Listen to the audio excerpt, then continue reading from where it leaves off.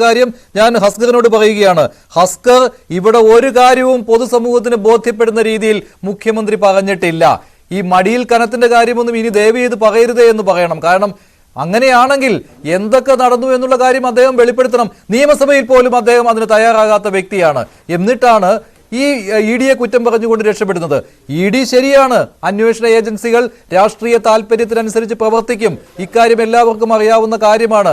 പക്ഷേ ഈ ഇടപാടിൽ പലതും ചീഞ്ഞു നാറുന്നുണ്ട്. അതിന്റെ കൃത്യമായ വിവരങ്ങൾ പൊതുസമൂഹത്തിന് മുന്നിൽ പറയുവാൻ ഇതുവരെ മെനക്കെട്ടിട്ടില്ല. വിവരാവകാശ രേഖകൾ കൊണ്ട് ചെല്ലുമ്പോൾ പോലും എടുത്ത് ദൂരെ എറിയുകയാണ്. മഞ്ജുഷേ, നമ്മൾ ഇ ഡിയെ ഇങ്ങനെ വല്ലാതെ പ്രശംസിക്കുകയും ഇ ഡിയുടെ പ്രവൃത്തികളെ പ്രശംസിച്ചു. ഇ ഡി രാഷ്ട്രീയ പ്രേരിതമായിട്ട് പ്രവർത്തിക്കുന്നില്ല എന്ന് ഇവിടെ ആരും പറഞ്ഞില്ല. ഞാൻ പറഞ്ഞിട്ടില്ല, എന്തായാലും ഹരിദാസും പറഞ്ഞിട്ടില്ല, ഷോൺ പോലും പറഞ്ഞിട്ടില്ല. ചില മാധ്യമങ്ങളും ചില വിമർശകർക്കും ഇ ഡി വലിയ ആഘോഷമാണ്. ഇ ഡി നടത്തുന്ന പ്രവൃത്തികൾ എന്താണ് എന്നുള്ളത് നമുക്ക് മുന്നിൽ തുറന്ന പുസ്തകമായി, അല്ലെങ്കിൽ അവരുടെ പ്രവൃത്തികൾ നമുക്ക് മുന്നിലേക്ക് ഇങ്ങനെ തുറന്നു വെക്കപ്പെടുകയും ചെയ്തിരിക്കുന്ന ഒരു കാലഘട്ടത്തിലാണ് നാം കടന്നു പോകുന്നത്. സ്വാഭാവികമായും ഇ ഡിയുടെ കൺവിക്ഷൻ റേറ്റ് എന്ന് പറയുന്നത് 0.47 ആണ്. കഴിഞ്ഞ ദിവസം ഞാൻ ഓർത്തുപോകുന്നത് ഇന്ത്യൻ എക്സ്പ്രസ് പുറത്തുവിട്ടിട്ടുള്ള ഒരു റിപ്പോർട്ടാണ്.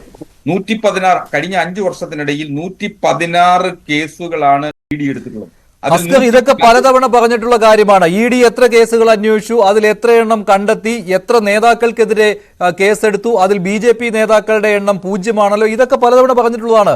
ഒറ്റ ചോദ്യമേ ഉള്ളൂ അഡ്വക്കേറ്റ് BN ഹസ്കർ. മുഖ്യമന്ത്രിയുടെ മുന്നിൽ അവതരിപ്പിക്കുന്ന ഒറ്റ ചോദ്യം, ഈ 2016 മുതൽ 2019 വരെയുള്ള ഇടപാടുകളെ കുറിച്ചുള്ള സംശയങ്ങളാണല്ലോ ഉള്ളത് പൊതുസമൂഹത്തിന്റെ മുന്നിൽ. അതാണല്ലോ മാധ്യമങ്ങൾ ചർച്ച ചെയ്യുന്നത്. ഇതിലൊരു അക്ഷരം മിണ്ടുവാൻ എന്തുകൊണ്ട് മുഖ്യമന്ത്രി മെനക്കെടുന്നില്ല? അദ്ദേഹത്തിനൊരു വാർത്താ സമ്മേളനം വിളിച്ചുകൂട്ടി 2016 മുതൽ 19 വരെ ഇന്ന കാര്യങ്ങളാണ് സംഭവിച്ചത്, അതിൽ ഞാൻ ഒരു കാര്യത്തിലും ഇടപെട്ടിട്ടില്ല, എന്റെ മകളുടെ കമ്പനി ഇടപെട്ടിട്ടില്ല, അനധികൃതമായിട്ട് പണം വാങ്ങിയില്ല എന്ന് പറയാൻ സംസ്ഥാനത്തിന്റെ മുഖ്യമന്ത്രിക്ക് എന്തുകൊണ്ട് കഴിയുന്നില്ല? അങ്ങനെ പറയുകയാണെങ്കിൽ നമുക്ക് കേന്ദ്ര ഏജൻസികളെ അടച്ചു കുറ്റം പറയാം. പക്ഷേ ദുരൂഹമായ ഇടപാടുകൾ നടന്നിട്ടില്ലേ എന്ന ചോദ്യം സംസ്ഥാന മുഖ്യമന്ത്രിയോട് ചോദിക്കുമ്പോൾ അത് അവസാനം ഒരു പൊട്ടിത്തെറിയിലേക്ക് കലാശിക്കുകയാണ്. മാധ്യമങ്ങളോട് ചൂടായി എണീറ്റ് പോവുകയാണ്. ഇതുകൊണ്ടാണ് സംശയം ഉയരുന്നത് സാർ. കാരണം കരിമണൽ ഖനനത്തിന് വേണ്ടിയുള്ള അനുമതി മുഖ്യമന്ത്രിയുടെ മേശപ്പുറത്തെത്തി, അത് മുഖ്യമന്ത്രിയുടെ പ്രത്യേക താല്പര്യ പ്രകാരം അത് സർക്കുലേറ്റ് ചെയ്തു, അതിൽ നോട്ട് വന്നു. ഇതെല്ലാം നമ്മൾ ചർച്ച ചെയ്ത കാര്യമാണ്. എന്നിട്ട് അത് വെച്ച് താമസിച്ച് 2023 ഡിസംബർ വരെ കൊണ്ടുചെന്നെത്തിച്ചു. ഇതെല്ലാം അറിയാവുന്നതാണ്. അതുമാത്രമല്ല, കരിമണൽ ഖനനം ഇവിടെ നടന്നിട്ടുണ്ടല്ലോ. മഞ്ജുഷേ, വിഷലിപ്തവുമായിട്ടുള്ള വാർത്തകളുമായി ചില മാധ്യമങ്ങൾ, ഞാൻ അങ്ങേ മാത്രമല്ല പറയുന്നത്, ചില മാധ്യമങ്ങൾ നിരന്തരം ഇങ്ങനെ ഇടതുപക്ഷ നേതാക്കന്മാരെയും CPM-ന്റെ മുഖ്യമന്ത്രിമാരെയും വേട്ടയാടിയ ചരിത്രമാണ് കേരളത്തിലുള്ളത്. പക്ഷേ ആ വാർത്തകളുടെ ആയുസ് എന്ന് പറയുന്നത് ഒരു രാത്രിയോടുകൂടി അവസാനിക്കുന്നു എന്നുള്ളതാണ് വസ്തുത. 3 കൊല്ലങ്ങൾക്ക് മുമ്പ് നമ്മളൊക്കെ ഒന്നാകെ ഇരുന്ന് ചർച്ച ചെയ്തതാണ് സ്വർണ്ണക്കള്ളക്കടത്ത്.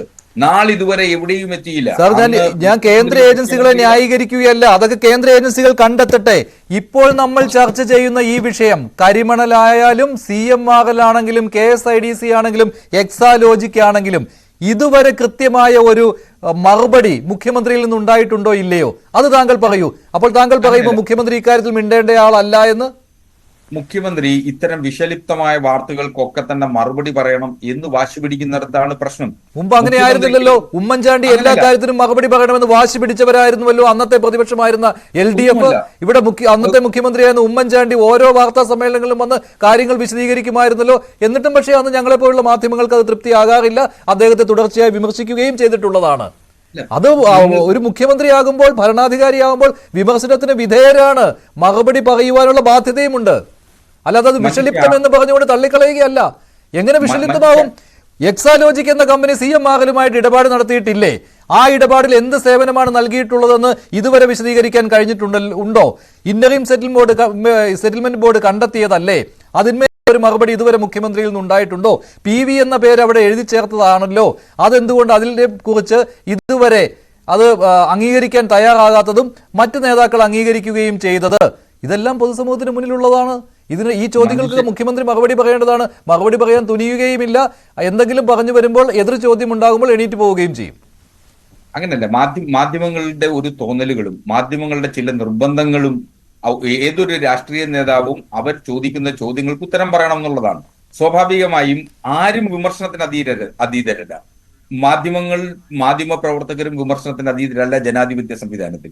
സ്വാഭാവികമായും ഒരു രാഷ്ട്രീയ നേതാവിനെ, പൊതുപ്രവർത്തകനെ സംബന്ധിച്ചിടത്തോളം തങ്ങളുടെ ജീവിതം സുതാര്യമായിരിക്കണം, തങ്ങളുടെ കൈകളിൽ അശുദ്ധിയില്ല, കറ പറ്റിയിട്ടില്ലെന്ന് ബോധ്യപ്പെടുത്തേണ്ടത് തങ്ങളുടെ ജീവിതം കൊണ്ടാണ്.